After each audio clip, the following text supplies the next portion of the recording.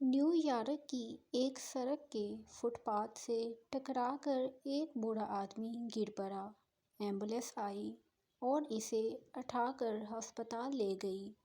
راستے میں نرس نے اس بوڑھے آدمی کی جیب سے بٹوا نکال کر تلاشی لی تو اسے ایک نام اور پتہ ملا جو شاید اس کے بیٹے کا تھا۔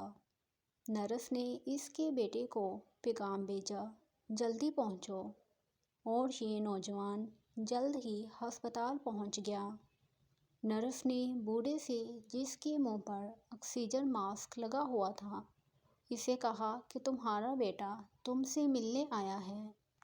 تیز اثر دواؤں کے زیر اثر ہوش میں آئے ہوئے بوڑھے نے ہاتھ بڑھایا اور نوجوان نے بڑھ کر ہاتھ تھام لیا۔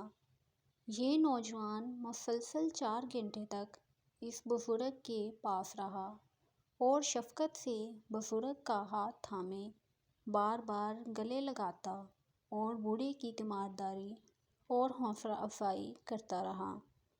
نرس نے اس دوران کئی بار نوجوان سے آرام کرنے یا ادھر ادھر چل پھر لینے کو بھی کہا، مگر اس نے انکار کر دیا اور بوڑھے کے پاس موجود رہا۔ صبح کے وقت اس بوڑھے کی وفات ہو گئی۔ اس نوجوان نے نرس سے پوچھا، یہ بوڑھا آدمی کون تھا؟ نرس نے حیرت سے کہا، کیا یہ تمہارا باپ نہیں تھا؟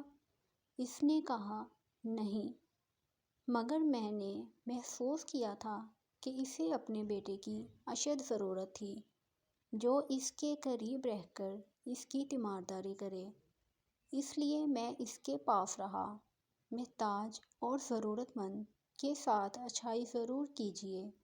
یہ اچھائی ایک دن آپ کے پاس ایسی جگہ سے واپس لوٹ کر آئے گی جو آپ کے وہم و گمان میں بھی نہیں ہوگی۔